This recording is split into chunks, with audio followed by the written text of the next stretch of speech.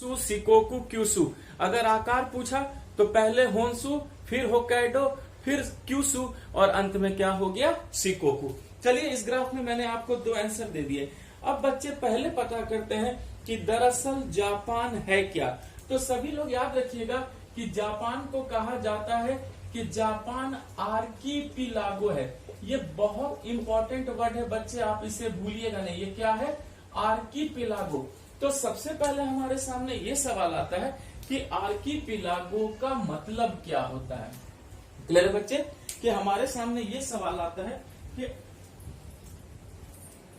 जो आर्कीपिलागो है उस आर्कीपिलागो का मतलब क्या होता है। तो बच्चे जो आर्कीपिलागो होता है उसका मतलब ही होता है द्वीपचाप। क्या होता है उसका मतलब, द्वीपचाप। यानी बच्चे देख सकते हैं ये एक चाप की तरह है। इसका मतलब है कि आर्कीपिलागो को ही क्या कहते हैं, द्वीपचाप कहते हैं। पहली बात तो क्लियर हो गई, यानी जापान दरअसल एक द्वीपचाप है। देखिए ऐसे चाप की तरह है, इसी को आर्कीपिलागो कहते हैं और इसी को द्वीपचाप कहते हैं। और एक बात याद रखिएगा कि जापान पूरा का पूरा, जापान जो है बच्चे पूरा का पूरा नवीन युवा वलित मोड़दार पर्वत है। याद रखना है, पूरा का पूरा देशी क्या है, नवीन युवा वलित मोड़दार पर्वत तंत्र है। नवीन युवा वलित मोड़दार पर्वत तंत्र है। देख सकते हैं ये पूरा का पूरा ही बच्चे नवीन युवा वलित मोड़दार पर्वत तंत्र है। ये जापान के बारे में याद रखिएगा। और ये कहाँ पर है और किससे बना है, तो याद रखेंगे ये विनाशात्मक सीमांत से जनित है। किससे बना है बच्चे, विनाशात्मक सीमांत से जनित है। जनित का मतलब है उसी से बना है। और ये मैंने आपको प्लेट टेक्टोनिक थ्योरी में पढ़ाया है। क्लियर है, तो इस बात को कभी नहीं भूलना है आपको कि ये आर्कीपिलागो है, पूरा का पूरा जापान ही नवीन युवा वलित मोड़दार पर्वत तंत्र है और ये विनाशात्मक सीमांत में स्थित है और वहीं से क्या हुआ है, ये जनित है। इसका मतलब है कि ये भूकंप का भी क्षेत्र होगा। तो याद रखना है कि इस कंडीशन के कारण जापान जो है ज्वालामुखी का भी क्षेत्र है और ज्वालामुखी क्षेत्र होने के साथ साथ गहरे तीव्र भूकंप का भी क्षेत्र है। ये सब ज्वालामुखी कह रहे हैं बच्चे, ये सब जापान की क्या है, खूबी है, क्योंकि ये विनाशात्मक सीमांत पे स्थित है। यहाँ ज्वालामुखी क्रिया भी है और यहाँ पर क्या है, भूकंप क्रिया भी होगी। क्लियर हो चुका। अच्छा, अब बच्चे एक बात याद रखना है कि एक छोटा सा आइलैंड है, ठीक है, जिसको सुसीमा कहते हैं। अब ये देखिए वो सुसीमा आइलैंड है तो कहाँ पर है, क्लियर है। तो बच्चे यहाँ पर एक छोटा सा आइलैंड है जिसको सुसीमा कहते हैं। क्या कहते हैं, सुसीमा कहते हैं। और इन दोनों के बीच ही बच्चे क्या है, सुसीमा स्ट्रेट है। सुसीमा क्या है, सुसीमा जल संधि। ये मैंने आपको बताया था, यही क्या है, सुसीमा जल संधि। और ये जो छोटा सा आइलैंड है बच्चे, इसी छोटे से आइलैंड का नाम क्या है, सुसीमा है। ये भी मैं आपको बता देता हूँ, ये सुसीमा द्वीप है। सुसीमा ये द्वीप है। और ये जो जल संधि है, इसी जल संधि को क्या नाम दिया था मैंने, सुसीमा जल संधि। लेकिन आप यहाँ पर इसे सिर्फ एक सुसीमा को लेकर ही नहीं सोचेंगे, क्योंकि सुसीमा जल संधि तो है ही, लेकिन बच्चे याद रखिएगा कि इसी के पास कोरिया भी है। क्या है, इसके पास कोरिया भी है। तो ठीक अगर हम यहाँ पर केयर करें, इस नक्शे में अगर आप केयर कीजिएगा बच्चे, तो यहाँ से आपको साउथ कोरिया मिलती है। क्या मिलती है, देखिए मैं मिटा देता हूँ, ये आप समझ चुके हैं। अब यहाँ ध्यान से देखिए, यहीं पर क्या है बच्चे, कोरिया का नक्शा भी जुड़ जाता है।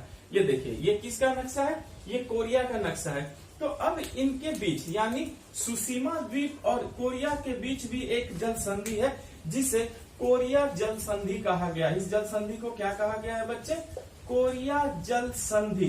कोरिया जल संधि। क्लियर है, ये मैंने बहुत बारीकी से आपको दिखाया है। लेकिन जनरली अगर पूछा जाए कि सुसीमा जल संधि किसके बीच है, तो आप जापान और कोरिया भी कह सकते हैं। क्या कह सकते हैं बच्चे, जापान और कोरिया भी कह सकते हैं। लेकिन अगर वो सुसीमा आइलैंड दे दे तब आप सुसीमा बोलिए, और अगर कोरिया जल संधि पूछता है तब आप बोलेंगे कि सुसीमा और कोरिया। ये दक्षिण कोरिया है बच्चे, दक्षिण कोरिया के बीच में ही क्या है, सुसीमा जल संधि है। क्लियर हो गया।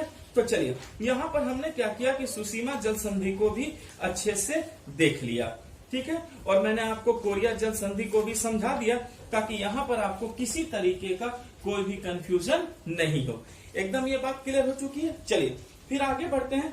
तो बच्चे याद रखना है कि जापान में 4 ही प्रमुख द्वीप हैं। जापान में क्या है, 4 प्रमुख द्वीप हैं जो आपके सामने दिया हुआ है। मैंने आकार के अनुसार घटते हुए भी आपको इसमें दिखाया है, देख सकते हैं आकार के अनुसार घटते हुए, और उत्तर से दक्षिण क्रम भी है जो कि आप नहीं भूलेंगे। आई रिपीट, उत्तर से दक्षिण क्या है, होकाइडो, होन्शु, शिकोकु, क्यूशु। अगर आकार में पूछता है तो पहले होन्शु, दूसरे पर होकाइडो, तीसरे पर क्यूशु और चौथे पर क्या आया बच्चे, शिकोकु आया। क्लियर हो चुका। चलिए अब एक बात याद रखिएगा कि ज्वालामुखी पर्वत है एक जिसका नाम है फ्यूजियामा। ठीक है, हम इसकी भी बात करते हैं कि जापान में एक ज्वालामुखी पर्वत है और उस ज्वालामुखी पर्वत का क्या नाम है, फ्यूजियामा। तो ये जो फ्यूजियामा है बच्चे, दरअसल ये प्रसुप्त ज्वालामुखी है। ये क्या है, प्रसुप्त ज्वालामुखी है, प्रसुप्त ज्वालामुखी है, शांत ज्वालामुखी है। और ये ज्वालामुखी कहाँ पर है, तो याद रखेंगे कि ये ज्वालामुखी होन्शु में स्थित है। कहाँ स्थित है बच्चे, होन्शु में स्थित है। तो हमने देखा कि जो फ्यूजियामा ज्वालामुखी है वो सक्रिय नहीं, प्रसुप्त या सुसुप्त ज्वालामुखी है। और ये किस पर स्थित है, ये होन्शु पर स्थित है। और बच्चे इसी फ्यूजियामा को जापानी लोग स्वर्ग का पर्वत मानते हैं। इसे क्या मानते हैं बच्चे, स्वर्ग का पर्वत भी मानते हैं।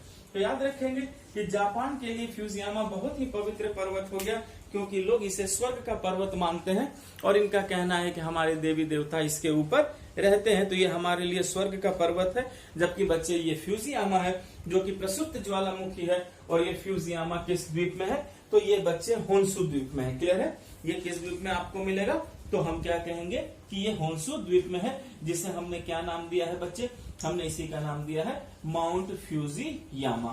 क्लियर हो चुका है। यहाँ पर है फ्यूजियामा, मैं आपको शो कर देता हूँ, इस तरफ है बच्चे आपको फ्यूजियामा। क्लियर हो चुका। तो चलिए हमने माउंट फ्यूजियामा को भी देख लिया कि ये क्या है, एक प्रसुप्त ज्वालामुखी है माउंट फ्यूजियामा। मैंने मार्क बना दिया है बच्चे, ऐसा मार्क जो है हमेशा चोटी को शो करता है, इसलिए आप कंफ्यूज नहीं होंगे, वो चोटी का मार्क है। चलिए फिर हम आगे बढ़ते हैं अगले इंफॉर्मेशन की ओर। बच्चे होन्शु तट मत्स्यन के लिए भी प्रसिद्ध है। ये मैंने आपको पहले सिखाया है, मैं यहाँ भी आपको बता देता हूँ कि ये जो होन्शु का तट है, होन्शु तट, ये किसके लिए प्रसिद्ध है, मत्स्यन के लिए प्रसिद्ध है, मत्स्यन के लिए प्रसिद्ध है। क्यों प्रसिद्ध है, क्योंकि मैंने आपको बताया था कि इधर से ओयासियो ठंडी जलधारा आ रही है, इधर से कुरोशिवो गर्म जलधारा आ रही है, और दोनों जलधाराओं का मिलन होता है यहाँ पर। इसलिए बच्चे याद रखेंगे कि ये जो होन्शु का तट है ये फिशिंग का आदर्श स्थल है। क्या होता है यहाँ पर बच्चे, बड़े पैमाने पर मत्स्यन होता है, बड़े पैमाने पर क्या होता है, मत्स्यन होता है, फिशिंग होती है। और खासकर व्हेल मछली, किस मछली का उत्पादन बच्चे, व्हेल मछली का होता है। और व्हेल मछली के उत्पादन में जापान क्या है, प्रथम नंबर पे है। इस बात को फिर से मैं आपको बता दूं कि होन्शु तट पर ही बच्चे उत्तर से क्यूराइल ठंडी जलधारा आती है, नीचे से कुरोशिवो गर्म जलधारा आती है, दोनों होन्शु तट के उत्तर पूर्वी भाग में मिलती है। वहां जबरदस्त फिशिंग होती है, मछली होती है, खासकर व्हेल मछली। और बच्चे जापान जो है व्हेल मछली के उत्पादन में, उसको पकड़ने में, उसके बिजनेस में वैसे भी प्रथम स्थान पर है, जो मैंने ऑलरेडी आपको ग्राफिक में सारी चीजें लिख दी हैं। ठीक है, अच्छा बच्चे अगर अब हम दक्षिणी होन्शु में आएंगे तो यहाँ पर एक शिजुओका प्रीफेक्चर है। याद रखिएगा कि दक्षिणी होन्शु में क्या है, शिजुओका प्रीफेक्चर। तो हमें जानना है कि आखिर ये शिजुओका प्रीफेक्चर है क्या, ये बहुत इंपॉर्टेंट है। तो सभी बच्चे याद रखेंगे कि दक्षिणी होन्शु में, दक्षिणी होन्शु में क्या है, शिजुओका प्रीफेक्चर, शिजुओका प्रीफेक्चर है, शिजुओका प्रीफेक्चर। और ये शिजुओका प्रीफेक्चर किसके लिए है बच्चे, चाय की खेती के लिए। किसके लिए, चाय की खेती के लिए। ये याद रखिएगा, ये बहुत महत्वपूर्ण है कि दक्षिणी आपको होन्शु में एक शिजुओका प्रीफेक्चर है, और ये जो शिजुओका प्रीफेक्चर है यहाँ बड़े पैमाने पर चाय की खेती होती है, चाय का उत्पादन होता है। यह ये बच्चे शिजुओका प्रीफेक्चर। यहाँ आपको पूरी बात समझ में आ चुकी है। अच्छा बच्चे यहीं पर क्वांटो का मैदान भी है। किसका मैदान है, क्वांटो का मैदान, जो कि जापान का सबसे बड़ा मैदान है। चलिए हम फिर से आते हैं, पहले मैं ये मिटा दूं, ये सीख चुके हैं आप लोग। ओके,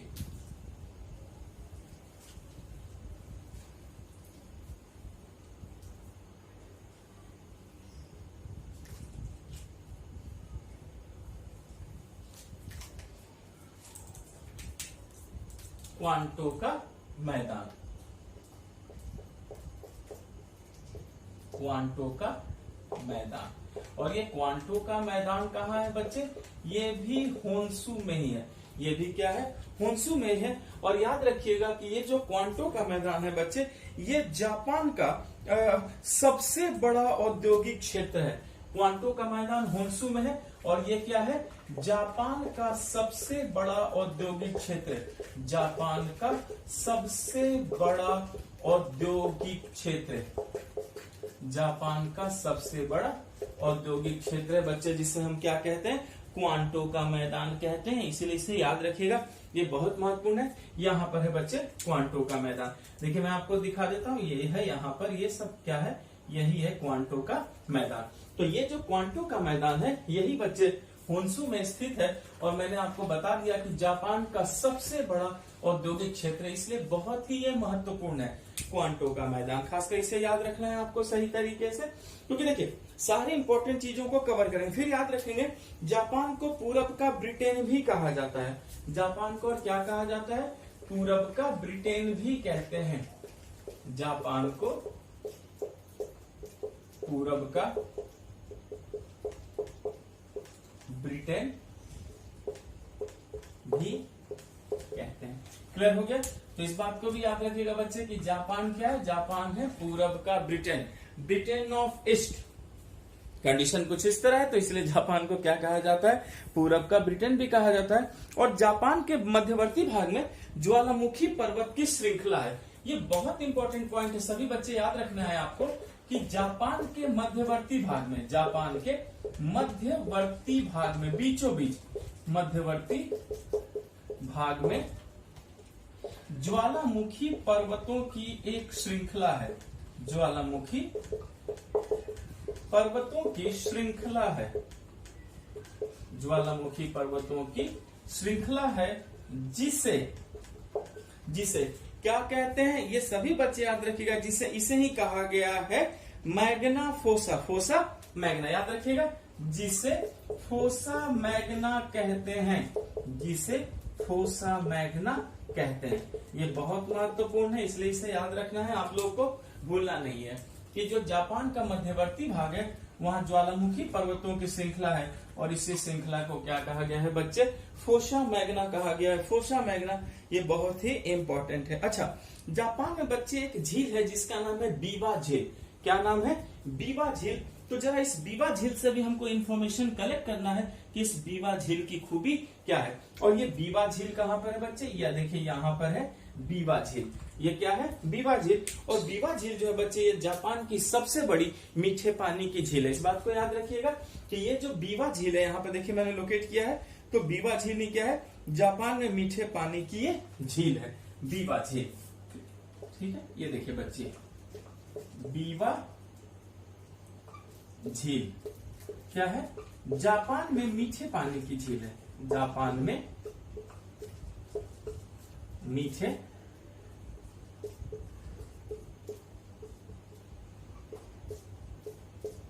पानी की क्या है? झील है। क्लियर हो चुका है? तो इसको भी याद रखना है कि बीवा झील क्या है? जापान में एक मीठे पानी की झील है। तो ये बीवा झील भी बच्चे बहुत ही आपके लिए महत्वपूर्ण है। अच्छा, जापान में मैंने अभी तक एक नदी की बात नहीं की, याद रखिएगा कि यहाँ पर जो जापान की सबसे बड़ी नदी है उसी का नाम शिनानो है। क्लियर है? ये देखिए बच्चे, जापान की सबसे बड़ी नदी, जापान की सबसे बड़ी नदी, सबसे बड़ी नदी, उसका क्या नाम है? शिनानो। शिनानो। क्लियर है बच्चे? यही जापान की सबसे बड़ी नदी है जिसका नाम है शिनानो। क्योंकि जापान में वैसे भी नदियों की संख्या थोड़ी कमी है, क्योंकि समुद्र से घिरा हुआ है, समुद्र का तो जलवायु यहाँ है ही, लेकिन यहाँ की जो सबसे बड़ी नदी है उसका नाम है शिनानो।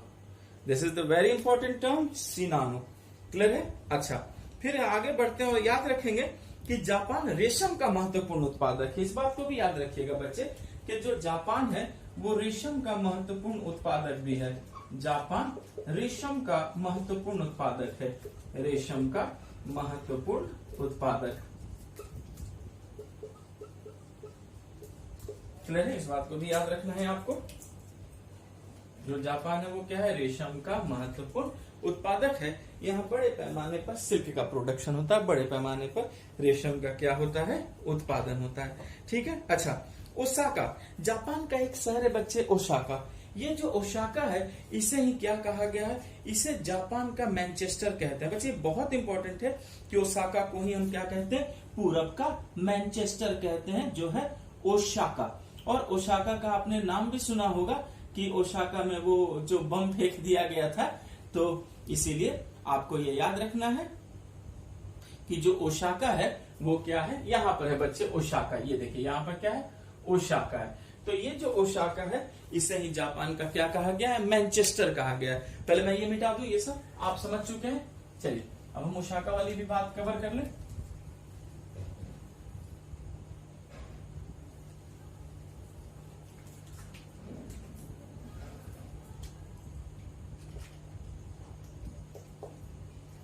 ओसाका क्लियर है। इसे पूरब का मैनचेस्टर कहा गया है, पूरब का मैनचेस्टर। देखिए बच्चे, मैनचेस्टर का मतलब है सूती वस्त्र उत्पादन। किसके उत्पादन के लिए, सूती वस्त्र के लिए हम मैनचेस्टर वर्ड का यूज करते हैं। ठीक है। मैनचेस्टर एक्चुअली मैनचेस्टर जो है वो इंग्लैंड की शहर है। इंग्लैंड का क्या है बच्चे, शहर है जहां बड़े पैमाने पे कपास का वो वस्त्र बनाते हैं, उत्पादन करते हैं। तो इसीलिए ओसाका को ही क्या कह दिया गया है, ओसाका को कहा गया है पूरब का मैनचेस्टर है। तो ये इंपॉर्टेंट है, इसे आप याद रखेंगे। ओसाका क्या है, पूरब का मैनचेस्टर है। अच्छा, जापान का शहर है यावाता।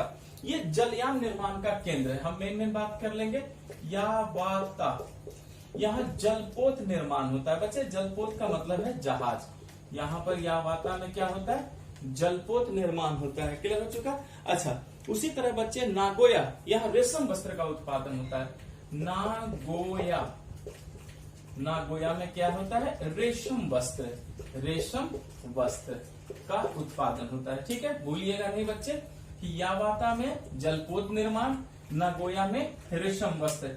और नागोया से एक बहुत महत्वपूर्ण जानकारी दे दूं बच्चों आपको। नागोया प्रोटोकॉल हुआ है, एक समझौता हुआ है जिसे हम क्या कहते हैं, नागोया प्रोटोकॉल। लेकिन क्वेश्चन है कि नागोया प्रोटोकॉल किससे रिलेटेड है, तो बच्चे जैव विविधता से, बायोडायवर्सिटी से। ये बहुत इंपॉर्टेंट है, आपको याद रखना है कि नागोया में रेशम वस्त्र का उत्पादन तो होता है, लेकिन नागोया में ही नागोया प्रोटोकॉल हुआ है, नागोया समझौता हुआ है। और ये समझौता किससे रिलेटेड है, तो ये समझौता रिलेटेड है बच्चे अपने जैव विविधता से, इसलिए ये बहुत महत्वपूर्ण है, याद रखेंगे। अच्छा, जापान सबसे ज्यादा व्यापार किससे करता है, तो इसकी भी बात कर ले हम लोग कि जापान सबसे ज्यादा व्यापार, जापान सबसे ज्यादा जो व्यापार करता है बच्चे वो किससे करता है, अमेरिका से करता है। सबसे ज्यादा व्यापार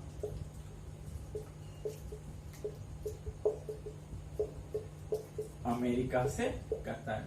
ये याद रखना है कि जापान का जो मैक्सिमम ट्रेड है वो मैक्सिमम ट्रेड किससे हो रहा है, तो ये हो रहा है आपको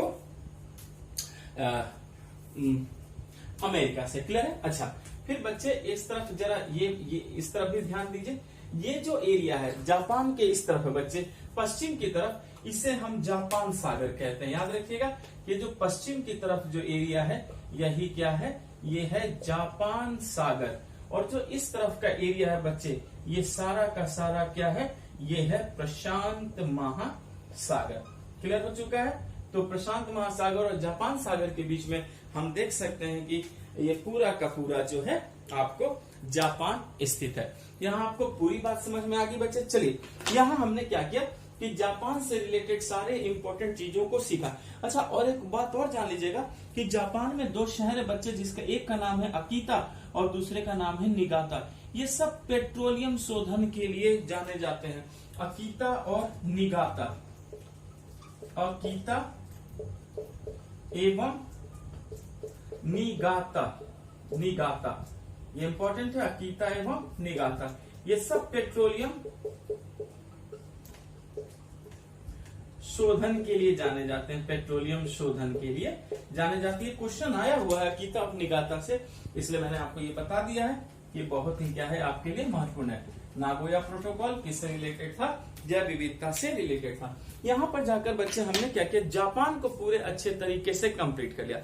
आप केयर कीजिए कि जापान पूर्वी एशिया में स्थित है, लेकिन ये पूर्वी एशिया में स्थित है पर ये एक विकसित देश है, ये विकासशील देश नहीं है बच्चे। ये क्या है? विकसित देश है। इसका मतलब है कि जापान से कहीं ना कहीं हम विकसित देश की ओर आगे बढ़ रहे हैं। तो हमने लगभग सभी महाद्वीपों को किया है, लेकिन अब हमें कहाँ चलना है? यूरोप। पूरी बात समझ में?